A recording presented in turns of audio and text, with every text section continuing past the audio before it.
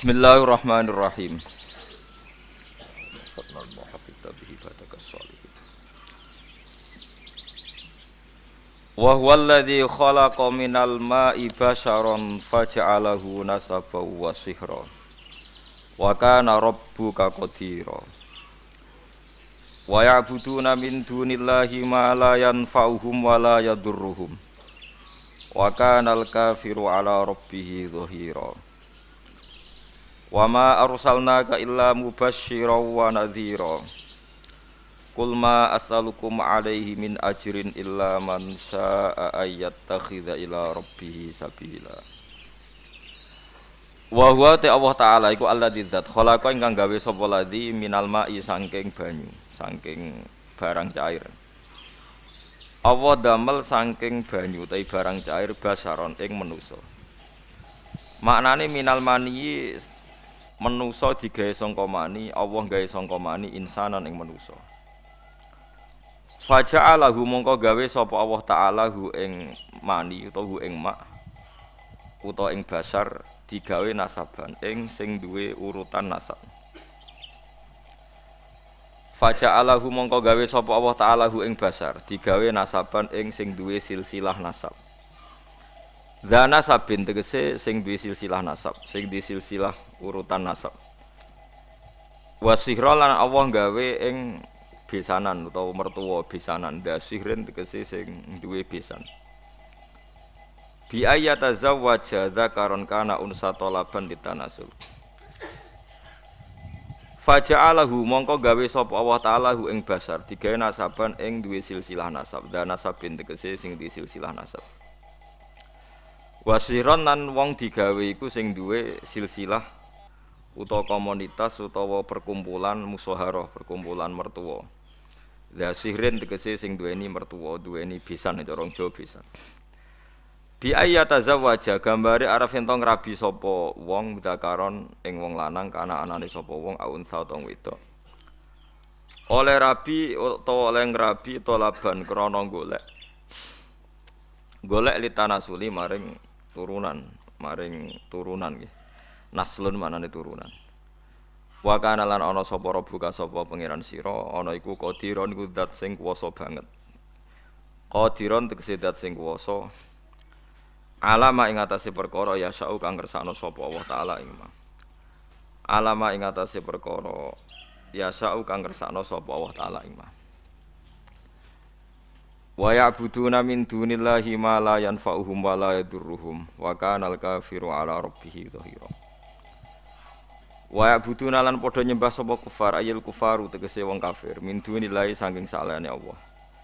Nyembah mak ing perkara la yanfa'u kang ora manfaati apa mahum ing kufar bi ibadati kelawan nyembah ning ma. Disembah ya ora manfaat wa la yadurruhum lan ora bahayane apa mak ing kufar bitarkiha kelawan ninggal ibadah. Wa tema iku alas namu pro-pro berhala utawa pokoke sesembahan liyane Allah. Wa kana lan ana sapa al kafir wong kafir. Ala rabbih ing atase pangerane wong kafir zahiron iku wong sing wani, muainan tegese nulungi li setani maring setan bitaati lan taat ning setan. Wa ma arsalna orang utus ingsun ka ing sira ilang basyiron kecuali ngekeki berita gembira bil jannati lan swarga wa nadhiran lan ngekeki berita peringatan atau meden-medeni mukhawifan tegese meden-medeni minan nari sangen neraka. Subhanallah. Kul ngucap sira Muhammad ma as'alu ranjal ingsun kum ing sira kabeh alih ing atase iki dakwah utawa ing atase iki la tabligh. Ala tablighi ma ing atase nyampekno perkara ursil tukang den utus ingsun bihiklan ma aku ranjalo min ajrin saking opah apa wae. Ilaman kecuali wong lakin man tetapi ne wong syaa kang kepengin sapa man ayat takhida ing yen to ngalap sapa man gawe sapa man ila rabbih maring pangerane man gawe sabilan ing dalan tarikon tegese dalan bi infaqi malihi kelawan nginfakno donyane man oleh nginfakno fi mardhatihi taala ing dalem pira-pira barang sing dadekno ridane Allah taala. Nabi ora njaluk dhuwit, tapi nek ana wong sing urun niate golek dadi parak ning Allah niku nabi wajib menerima dan ndak boleh melarang. Fala amnahu mongko ora nyegah ingsun hu ing man mindalika saking ngamal sing ittikhad ila rabbihi sabila. Wa tawakkal lan tawakkal sira Muhammad alal hayy ing atase zat sing urip, sing gesang terus, alladzi kang layamutu kang ora bakal mati utawa ora mati sapa zat. Allah iku zat sing selalu hidup.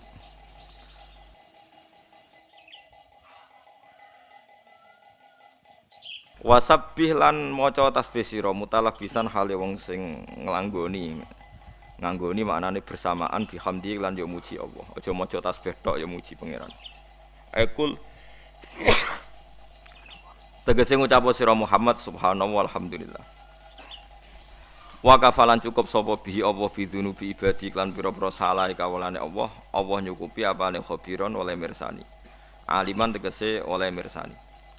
Ta'alaqo dadi ta'alluq bihi kelawan dawuh khabiron apa bidunubin huruf jar niku lho maksude bidunubin ana jar majrur niku ta'alluqe mek lafadz khabiron.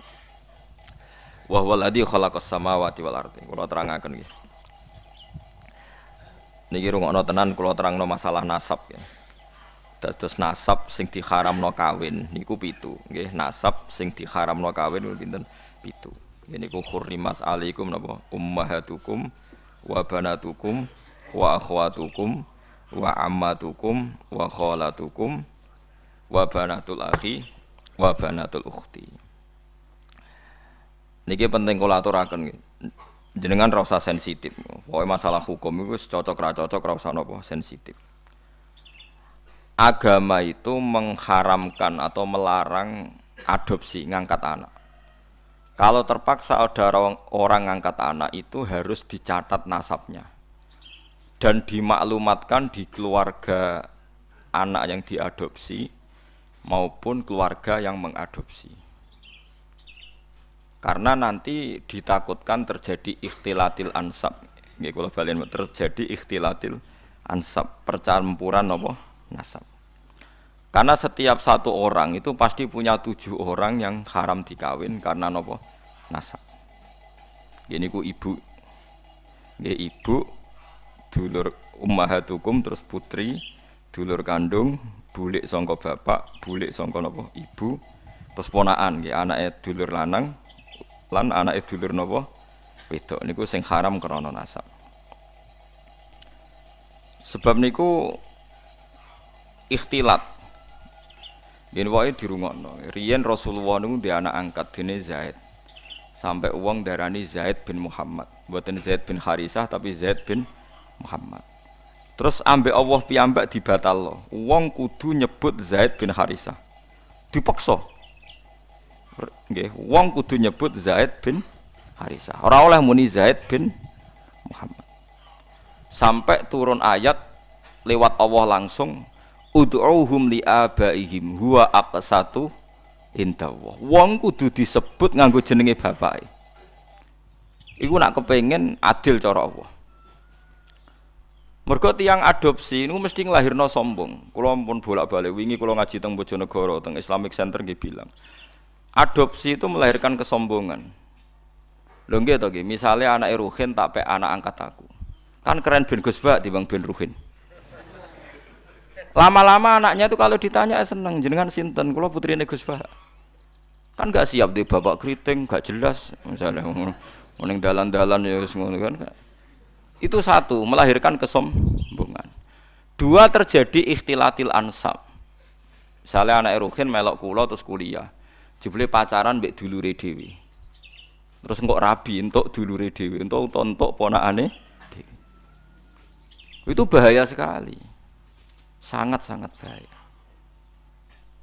Kula mun crita teng budi-budi ketika saya memberi makalah tentang adopsi niku wonten kiai sikoh bisa dipercaya cerita. Itu ana wong di anak angkat yang Jakarta. Yang nganterkan tuh Pak D-nya. Suatu saat anak ini besar kuliah pacaran mbek adik kandungnya. Walhasil terus kawin di anak sito. Pak D yang dulu nganter ke Jakarta ke yang adopsi itu nilai di Jakarta. Kok wagetnya bukan main, ternyata yang dirabi itu sama-sama ponakannya gitu, dulur nopo kan? Ini bahayanya ngangkat anak nopo angkat. Sehingga dibatalkan oleh Allah, orang harus mau menyebut bapaknya. Ud'uuhum li abaihim huwa aqsatu indallah. Tapi wong saiki saenake dhewe. Anake sampean kudu bangga, makalah Nabi itu mengancam manidda ila ghairi abi wa huwa ya'lamu anna ghairu abi faqad kafara. Wong sing ngaku ora bapake diaku bapake dianggap ngafiri atau ngingkari ajaran Kanjeng Nabi Muhammad sallallahu alaihi wasallam. Karena satu melahirkan kesombongan itu mesti. Karena mesti milih yang keren kan. Milih sing napa? Keren. Nomor dua terjadi campur aduk napa? Nasab.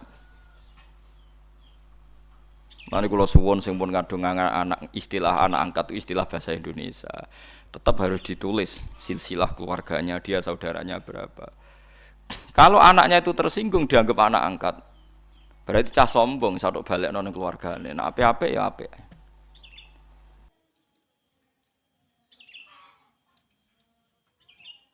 Terus ketiga ini yang penting. Orang mek anak angkat tuh alasannya kan saake, kepengin nulung wong miskin. Kula balene, rata-rata niate kan kepengin nulung orang napa miskin. Nak cara kula, nak pancen niate gitu betul. Niki pendapat kula lho. Tapi menyangkut pembatalan anak angkat itu jelas ada di Quran, di hadis. Alasan kedua istilatul ansab ya ada di kitab. Tapi yang ketiga ini pendapat saya. Yang ketiga ini jelas. Saya ulama itu harus jelas. Yang tadi di Quran, di hadis itu dua alasan tadi di Quran, di hadis. Yang ketiga ini saya pribadi. Dan saya yakin saya benar. Kalau Anda tidak sependapat dengan saya berarti ora tau mikir. Ora kok sampean luwih napa? Bener. Misalnya aku anak angkat Ruhin.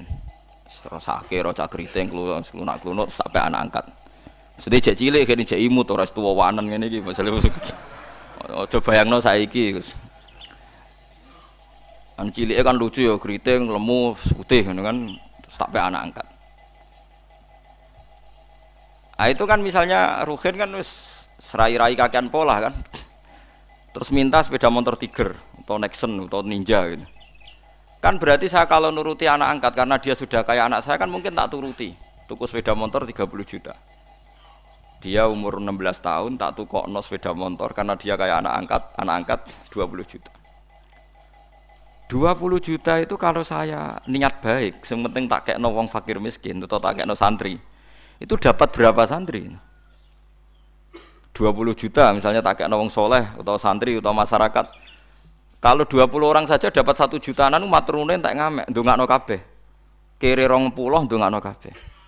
Tapi gara-gara mek anak angkat, uang 20 itu tersentral, terpokok ning satu orang. Yaiku ning Ruhin, iku wae dienggo sepeda motor sing ra jelas manfaate. Paham sing kula maksud? Hanya dari segi sosial kan menjadi manfaat ini terbatas kan? Nggih, betul. Nah aku ramai anak angkat Ruhin kebagian 1 juta, mungkin Mustafa kirim pisan kebagian 1 juta kan beberapa orang karena saya ada harus terfokus mikir cakriting paham nggih? Lho tenan paham tenan to. Lho kowe oleh menentang pendapat saya boleh, saya pastikan ini pendapat saya. Tapi kan iso globalnya paham to nggih? Artinya kalau orang engko Ruhin dewasa tak gekno omah, entek 100 juta. Alasannya sakake Ruhin anak melarat. Andai kan aku gak mek anak angkat mungkin 100 juta lebih ke orang banyak. Tapi tetap boleh loh anak angkat. Tapi cara kula nggih sekadar ya. Ya sayang, tetap kembalikan ke keluarganya, dibiayai saja. Itu dia mendapat kasih sayang keluarga, dia tidak sombong. Paham ya? Lah soal ingin spesial ya spesial saja misalnya sama ranti anak. Nah, kecuali mungkin ada pengecualian darurat. Sampean enggak punya anak. Enggak punya anak, ada ponakan atau keluarga, kamu angkat, tapi nasabnya harus tetap ditulis. Saya ulang-ulang, nasabnya harus ditulis. Karena ciri utama manusia yang disebut Allah adalah faja'alahu nasabah. Jadi orang harus jelas nasabnya. Jadi alasan ketiga tadi kelihatan. Kalau anak angkat itu kan nanti semua aset itu kan terkonsentrasi. Itu mau. Biasanya wong lomo 20 juta dibagi wong akeh gara-gara di anak angkat satu mungkin hanya untuk beli apa? Sepeda motor. Sepeda motor, mulai cak keriting ngono wis mbok weling njuk sangu 1 juta. Entek sedino. Padahal mau tak kekno fakir miskin 1 juta cukup sak wulan kan. Ya sehingga sampean ndak usah tersinggung. Kula mau cerita hukum sehingga sirinya kenapa Rasulullah tuh orang paling dicintai Allah dan punya hiburan ngepek anak angkat yaitu Zaid bin Harisah itu dibatalkan oleh Allah sendiri. Dibatalkan oleh Allah sendiri. Tapi jangan kira dibatalkannya itu dibatalkan total secara sosial boten, dibatalkan secara hukum nasab. Sehingga semua sahabat yang dulu manggil Zaid bin Muhammad dimarahi Allah suruh manggil Zaid bin Harisah. Paham gitu, terus kula suwun sing wis kadung mek anak angkat ya ora usah dibatalno tapi nasabnya ditulis. Dan anak itu mulai kecil pun diberi pengertian kalau kamu anaknya ini, saudara kandungmu ini. Nah soal kowe kuwatir kok nang bocah tersinggung wong Jawa. Kamu harus lebih kuwatir ketimbang nanti nasabnya kacau balau kawin mbek dulure dhewe, kawin mbek ponakane. Senengane kok nggo alasan rasa Jawa. Ora tau mikir nasibe agama, dipikir nasibe rasane wong Jawa. Soalnya kaya aku mbek Mustafa tuwa jenggoten corong Jawa wajib dihormati, sesat tapi hormati Mustafa. Wong ra jelas jluntrunge kok apa dihormati. Ya harus pakai agama jelas. Orang dihormati karena alimnya atau karena lomane atau krana sabar melarate. Kudu jelas, kudu nyetor slip. Paham nggih? Alasan dihormati. Gak apa-apa misalnya ke nulis, Gus saya fakir 10 tahun sabar. Jadi jenengan harus hormat saya. Kula hormat siap kula. Mergo jelas kesalehane. Dan saya siap sabar lagi sampai mati, ya monggo nanti ditulis. Mlebu swarga syaratnya ngalim ya abot, sugih, wis kadung ora sugih. Paling mungkin ya melarat karena sudah kadung melarat. Itu syaratnya sabar. Sabar itu orang ngeluh. Orang ngeluh iku betah. Biasanya wong nak betah mbek Allah diterusno wis betah. Wong wis betah wae kan. Itu kan jadi repot.